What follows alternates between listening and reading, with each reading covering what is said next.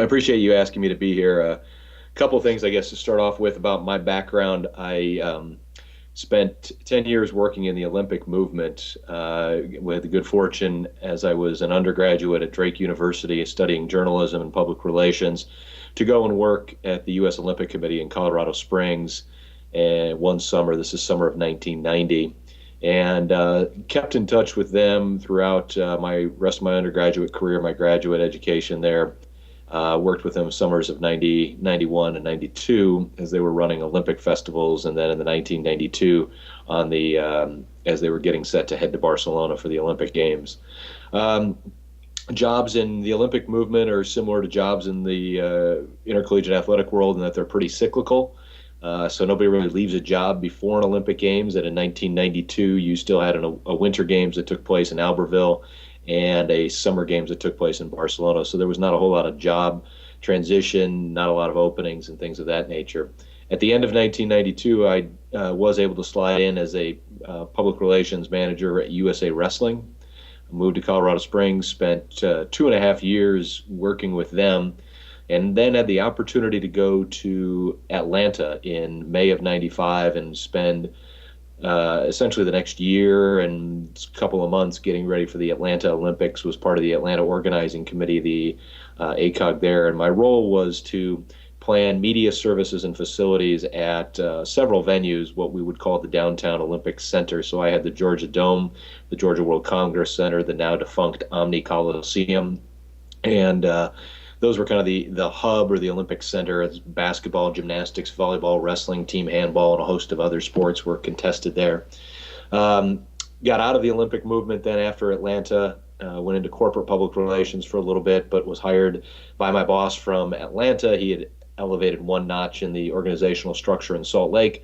Had the fortune of going then to Salt Lake in 1999 and spent 3 years working on the organizing committee there. It was my role there was what my boss had done in Atlanta, so I had oversight of all 13 competition and non-competition venues. And so by the time the games began, if you were to draw an organizational chart, including volunteers, I had about 400 or so, 450 individuals working underneath me if you were to look at an organizational chart. Now, clearly, I didn't know every one of those individuals, worked most closely with what would be called the venue press chief, person that oversaw the media operations at each venue.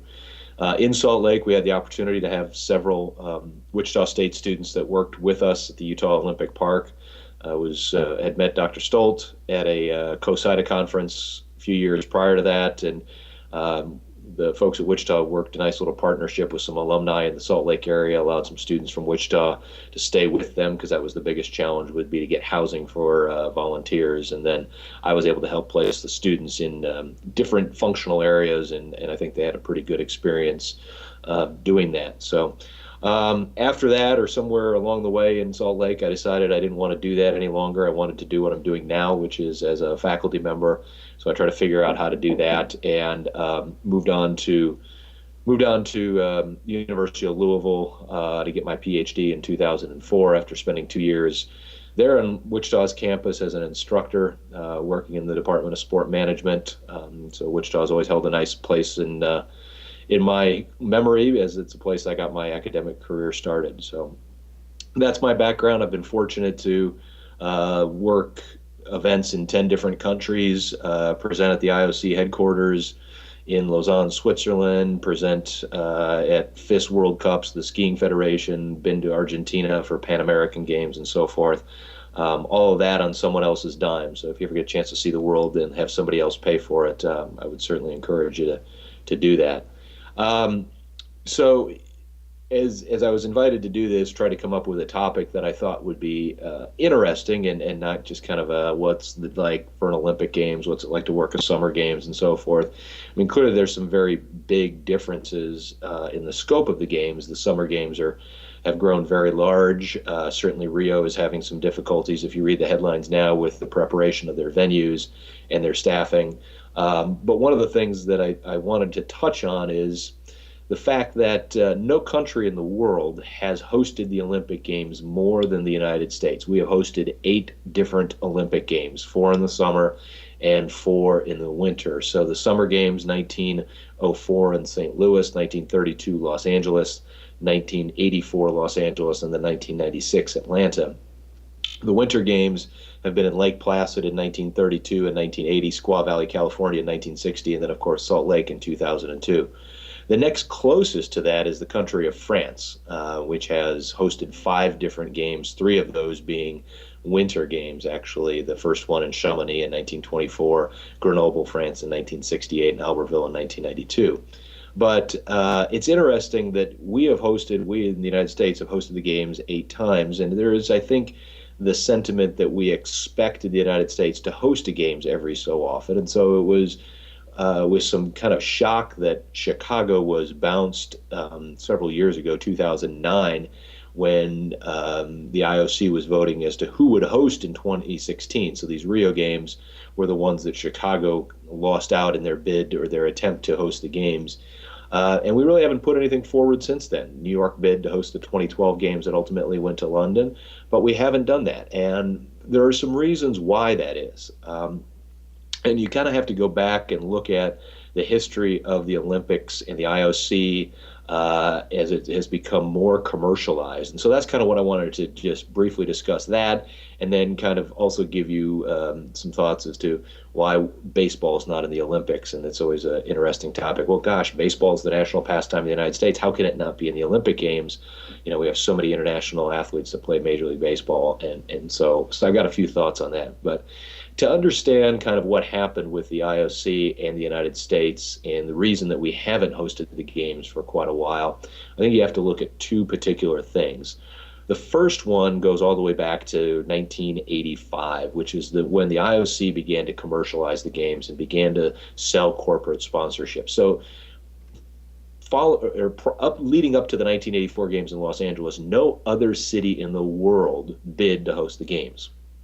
Los Angeles was the only city that expressed any interest in hosting the Olympic Games. And, you know, there's some reasons why that is. 1976 was a financial disaster for Montreal. They did not, it just within the last few years that they finally retired the debt from building all the facilities that they did for Montreal. 1980, the games were held in Moscow, and they were boycotted by most of the Western Bloc nations, so the United States, West Germany, and so forth. And so there was a big fear of, well, goodness, who's going to come to the games? Have they lost their luster?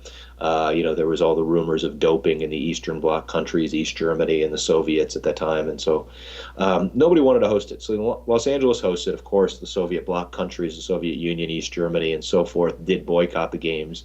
But the games went on, and the games were a financial success. 250 million, roughly, I forget the number off the top of my head, was the profit that the Los Angeles Organizing Committee had turned. Peter Ueberroth, who went on to become commissioner of Major League Baseball, led that organizing committee, and they turned a profit largely by selling media rights and by selling sponsorships.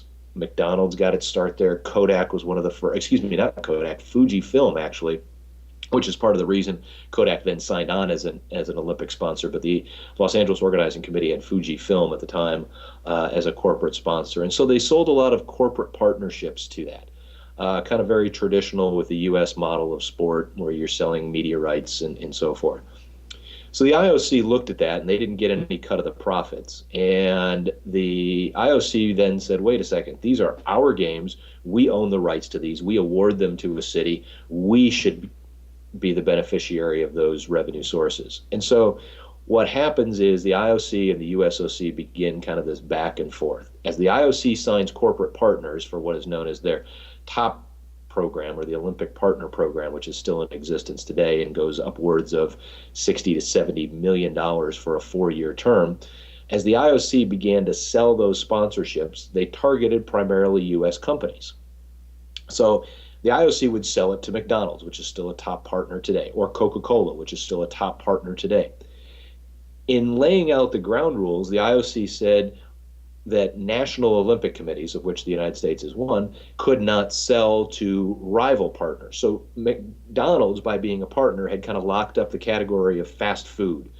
And therefore, the U.S. Olympic Committee couldn't go out and sell a sponsorship to, say, Burger King, Wendy's, or any other rival to McDonald's, much like they couldn't go sell to Pepsi or a rival to Coke. And so the USOC became concerned about this because they felt it was adversely affecting their abilities to generate revenue because these corporate partners were locked up on a global stage. So they negotiated a 20% share of any marketing and media rights.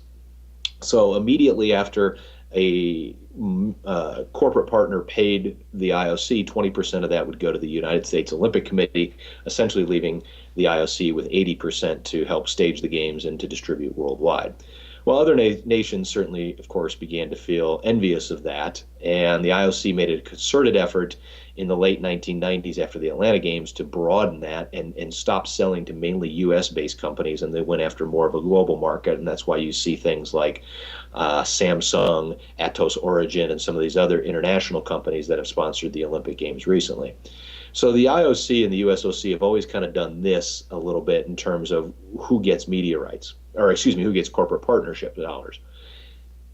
Similar to that, the media rights issue comes into play, and NBC has famously now paid, of course, $1.2 billion was, I think, the media right fee that they paid to broadcast the London Games in 2012. And the feeling, again, by the USOC is, well, the only reason that NBC is willing to pay that much money is because they feature U.S. athletes. These are our athletes. We pay to train them. We should receive a cut of that money. And so they had negotiated a 20% cut of that. And so the IOC and the United States Olympic Committee have gone back and forth about negotiating this. And it's been pretty contested at times. And finally, I'm going to pull up my slide because I don't remember the exact date here, so I apologize. I've had it here in front of me. So the final deal that was announced May 24th of 2012 and will begin in 2020 and now runs for the next 20 years. The USOC is going to retain 20% share of global sponsorship revenue. So think about that. The United States receives 20% of all global sponsorship revenue paid to the IOC merely because the majority of the companies that the IOC targets are based in the United States. They being the USOC, also receive a 12.75%, 12.75% revenue from broadcast deals. So when NBC pays $1.2 billion or whatever it is that NBC pays to the IOC for the Rio Games, the U.S. Olympic Committee will receive 12.75% of that. So it's a fairly significant chunk of revenue. Now, obviously, the other countries in the world are envious of this situation, but the United States has successfully lobbied and successfully negotiated this agreement now with the IOC that will run then 20 years forward beginning in 2020. So this takes us out to 2040. So part of when this process was going on was the period of time in which the United States was trying to bid on the Chicago Olympic Games or have Chicago win the games. So this is 2009. They're still in negotiations about what cut of revenues the U.S. should receive. And so there was general feeling, I truly believe, by the IOC and its IOC members, the people that make up their voting body, that we're going to stick it to the United States. They're not playing nicely. They're not sharing their revenue with us, so we're going to vote against them. And the IOC is a highly political organization, even though the IOC will claim that it's apolitical, meaning it doesn't choose sides in conflicts. There is definitely some politics that goes on, particularly as it relates to voting blocks and things of that nature.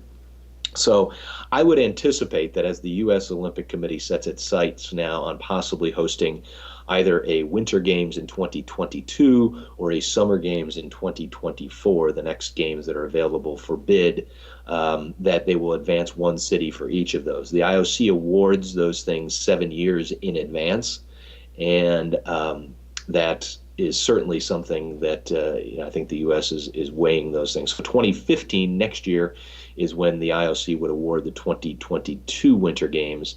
I don't know that the U.S. has forwarded any city for that consideration. They might be looking, I guess, more at 2026.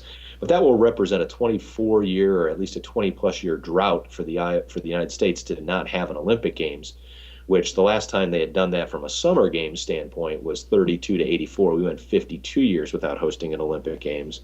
In a Winter Games, we went from 1980 in Lake Placid to 2002 in Salt Lake.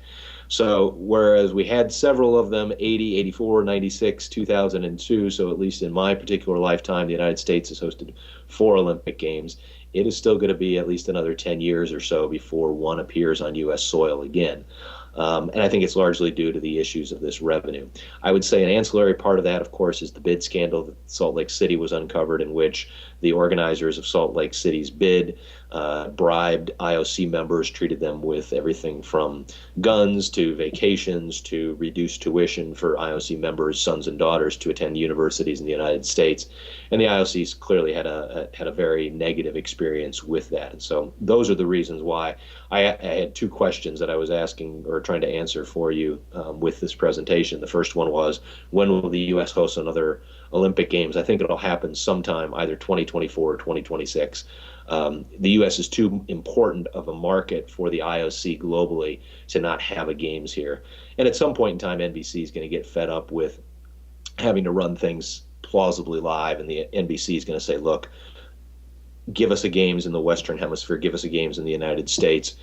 Otherwise, we're not going to continue to pay as much as we pay for rights fees, because obviously people don't time shift their results. They don't ignore results so that they can watch NBC's production live of a skiing event that took place in Sochi, Russia.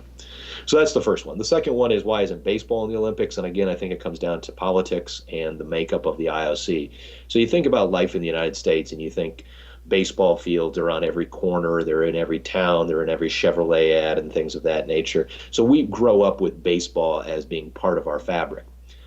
Globally, baseball has not diffused beyond Latin America and Asia. Those are the two primary areas in which the in which baseball is hotly contested. You know, even Major League Baseball's experiment in Australia, obviously they had to put the Dodgers and the Diamondbacks in a cricket field, cricket pitch, stadium, whatever they call it in Australia, in order to make that work. So baseball is not a popular sport worldwide. I think that's one element. Second element is that the IOC absolutely hates, for lack of a better word, I don't like using the word hate, but they do not like drug cheats. And so baseball, because of its history with Mark McGwire, Barry Bonds, and others that have been accused of performance-enhancing drugs, they certainly have not endeared themselves to the IOC. The IOC wants to eradicate drugs in sports altogether. That's why they help fund and create the World Anti-Doping Agency, and it's why they have such aggressive drug testing policies at the Olympic Games. So baseball comes with it the stigma of everybody being doped up and on steroids. The last aspect on this is the fact that Major League Baseball refuses to let its players take a break. And if you look at other sports, the NHL suspends its season during a winter game so the top athletes can go and participate in the Olympic Games. The WNBA does the same thing in summers of Olympic Games, so that the top women's basketball players in the world that participate in the WNBA can go represent their home countries. Major League Baseball refuses to do that. The owners are too strong. They say, nope, we're not going to do that.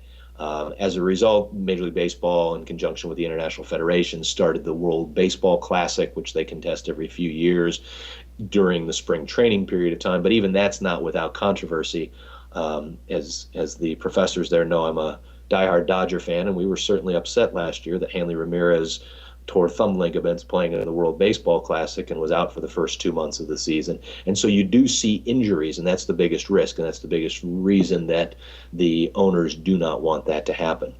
One last thing I would say about this, and this was in one of the slides, is if you look at the makeup of the IOC, and I think this is fairly indicative of plays a role in both questions that I was trying to answer, which is when are we going to host the games, and why isn't baseball in the Olympics? The IOC is made up of 104. They can have a maximum of 115 voting members, as they call it, and these are the people that ultimately come together in a general assembly to vote on what sports should be included in the Olympic Games, where should the next Olympic Games take place, and all of that. If you look at the regional breakdown of this, and the IOC views the world as 5 continents. They view it as Asia, Africa, the Americas, North and South, and Latin America combined, Europe, and then Oceania. So you've got 5 continents according to the IOC, and those are the 5 interlocking rings symbolize each one of those in each one of those regions of the world. If you look at that, and I've got the figures here, so excuse me while I read this, of the current 104, 46 of them hail from Europe. Baseball is not highly contested in Europe. 21 come from Asia, 20 come from the Americas, 13 from Africa, and 5 from Oceania. So only 41 of the 104 voting members of the IOC are come from areas of the world, Asia and the Americas, where baseball is contested. It would be very difficult to get a majority vote to approve baseball in the Olympic Games at this point in time, given the makeup of this. The makeup in terms of the United States is we actually have more representation now on the IOC than we have ever had. We have 4 of the 104 members hail from the United States. Anyone want to take a guess at what country has the most numbers with 5 members from their nation on the IOC? Mike, you guys want to take a stab at that? You got the PowerPoint, don't you? I will pass that on to our attendees. Give me one country. Someone says China. China would be a good guess. They have 3. The answer is Switzerland. Switzerland, which is home to the IOC and home to most international federations, the FIS, the World Cup or the World Ski Federation, and many others are based in Switzerland. Switzerland has 5. They get 5 votes in determining IOC business. In terms of revenue generation for the IOC, in terms of worldwide media coverage and things of that nature, clearly the United States is much more influential.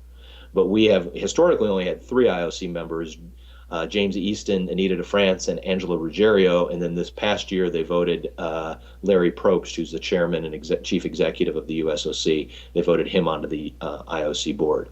So it's important. The Olympics say they're not political, but the makeup of their organization and some of their decision-making processes suggest otherwise. So with that, hopefully I've answered or at least attempted to answer my own questions. I guess that's a good thing about being in this position. I get to ask and answer them.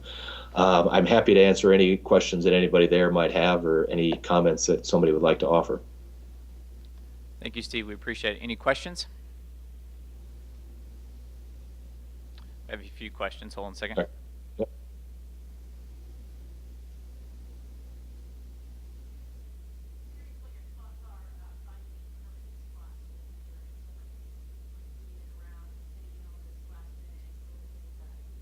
Yeah, that's a really good question. There has been some discussion on that. I don't know that they'll ever settle on a permanent home for it. Athens, of course, would like to say that it's the permanent home for the Summer Olympic Games, but they certainly have some economic concerns in that nation, in Greece.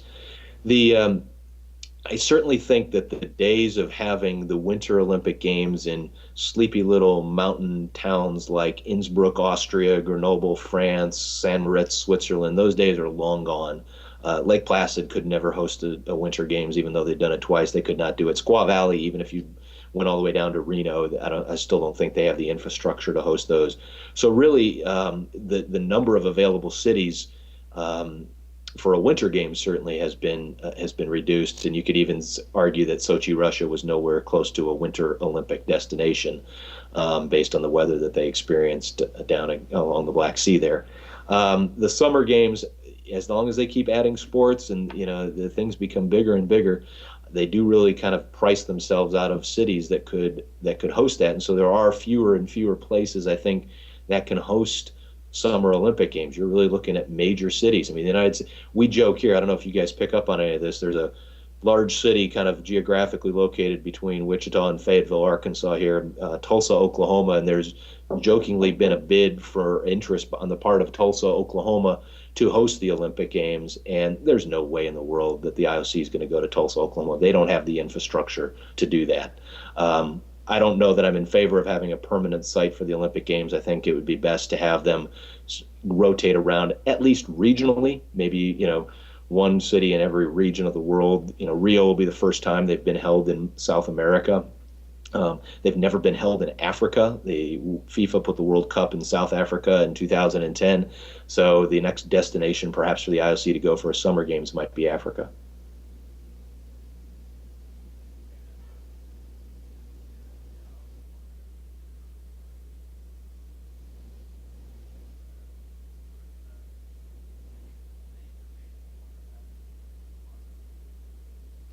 So I think unfortunately, baseball and softball has really been collateral damage for that. It's the one nice thing, that they have partner sports. One of the things the IOC is concerned about as well is balancing the number of sports for men and for women. So if they added baseball, they would likely have to re-add softball to the games, which, it's been unfortunate for softball because they really don't have an ultimate level that they can compete at beyond college. The pro league here is floundering at best. Um, I don't know that baseball will ever care to be interested to be in the Olympic Games anymore. You can argue that tennis athletes and golfers would rather win Wimbledon or the Masters than win the Olympic Games, and you can argue that baseball athletes would rather win the World Series than the Olympic Games. So I don't know that it'll ever wind up back there. Certainly, the fact that if you go through Europe and you don't see kids playing baseball in the sandlots or on the street corners like you do in the United States, that certainly hurts their case. Anything else?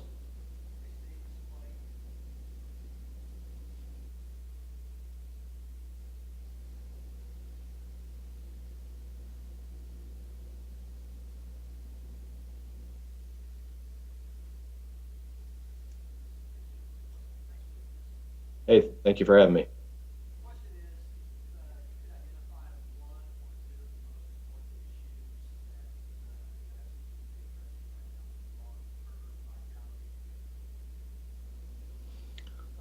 So I think one of the things that they need to balance is they do a really good job, I think, of creating worldwide involvement. If you watch the opening ceremonies of the Olympic Games, you saw nations that had one or two athletes that entered the Olympic Stadium and were there to compete and represent their nation. They weren't going to medal, they weren't going to place. But the IOC sells itself sometimes as being, the ultimate level of competition. It really isn't. The fact that we have downhill skiers from the British Virgin Islands participating in the Olympic Games means that there are athletes that are much better qualified from places like Austria and Switzerland um, that don't make the Olympic Games. So from that standpoint, I think they have to identify what is their brand. Are they going to be sport for all and kind of global participation in sport, or are they going to focus on the elite? Because they've put so many measures in place to make it difficult for elite athletes. There's the question of whether the NHL will participate going forward after the experience they had this year. And, academics have even started. I saw a study that looked at the performance of NHL teams before the Olympics and after the Olympics based on the percentage of athletes that they had that participated in the Olympic Games, and those that had a high percentage of athletes that went to the games did not have as good a success after they came back into the NHL. So I think the IOC needs to really identify what is it they want to do going forward. Are they going to be more of a sport for everybody, participation's sake, and bridging differences across nations, or are they going to try to focus on elite level competition? Because I don't know that they can have it both ways. The other area, of course, of concern is going to be, as is the case, I think, everywhere in sport, is what happens if the media rights pie dries up. So much of the IOC revenue comes from television rights. I've got here NBC has committed totally over the years $11.3 billion. They are in for 4.4 billion. That takes them through 2020. What if NBC decides, hey, we can't do that? What if the media model in the United States changes and NBC isn't getting as much money through retransmission fees and other sorts of revenue? What if it has to go to a pay model? And what if that pie shrinks? And so I think the IOC needs to be worried about what happens in this kind of dynamic media environment and the way that people consume content. How's that going to impact their financial issues going forward? Any other questions?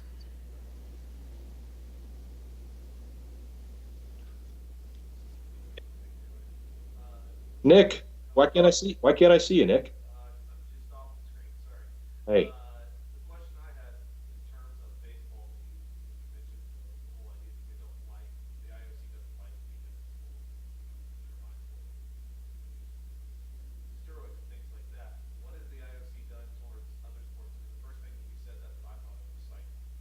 Yeah. Well, so It's funny, Nick. I still use your example of doping in the Paralympic Games. I still use that in class when I talk about things. You're not doping necessarily, but the things that you do for performance enhancement. I remember the story about sitting on tacks and things like that that you told that one time. So I still use that in class. So I appreciate that. Is that still going on, Nick? Do people still do that? Yes, very much so. They've actually refined it quite well, and I'll be talking about that in my talk later. Shoot me an email. Let me know what you say, please, so I can update things. The IOC, if you look at cycling, um, the they only really have road cycling. It's one event in the Olympic Games. The other cycling events that they award the majority of medals in are that track cycling, where they have the pursuits and the team competitions and all of those things, and they go around the velodrome and so forth. And from a cycling standpoint, I don't know that again that the Olympics are the penultimate competition. Winning the Tour de France is still the penultimate competition, I think, for competitive cyclists. And to that end, the only one that I think the IOC really looks at and says, the most elite level athletes in track and field, and that's really where we have to crack down on doping. And they've done a pretty good job with that. We of course, I think, have a bigger sense of doping in cycling here because of course, Lance Armstrong and the no, I didn't, yes, I did nature of his experience. But I don't hear and see too much that the IOC is too worried about cycling so much as they are about track and field.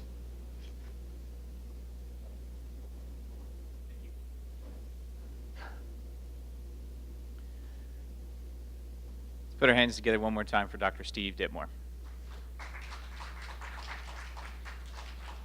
Thank you, everyone. You guys have a great afternoon.